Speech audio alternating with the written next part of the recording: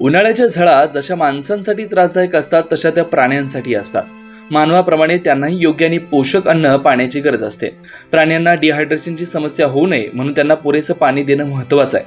पण सोशल मीडियावरती असा एक व्हिडिओ व्हायरल होतोय ज्यामध्ये एक तहानलेला उंट रस्त्याकडेला पडून आहे. उन्हापासून संरक्षण करण्यासाठी माणसं कूलर, एसी, पंखा यांचा उपयोग करतात. मात्र प्राण्यांचे काय? त्यांना मात्र कोणताच आधार नसतो. वृक्षतोडीमुळे प्राणी पक्ष्यांच्या हक्काची जागा शहरातून कमी होते. त्यामुळे अन्य पाण्याच्या शोधात फिरणाऱ्या प्राण्यांना उष्णतेचा सर्वाधिक त्रास होतोय.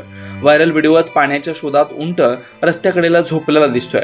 त्याची प्रकृती बिघडत चाललेली आहे. तेव्हा देवदूत बनून एक वाहन चालक तिथे येतो. संपूर्ण व्हिडिओ पाहूया. त्याआधी एचपीएन न्यूजला सबस्क्राईब करा आणि बेल आयकॉन वरती क्लिक करून नोटिफिकेशन्स मिळवा.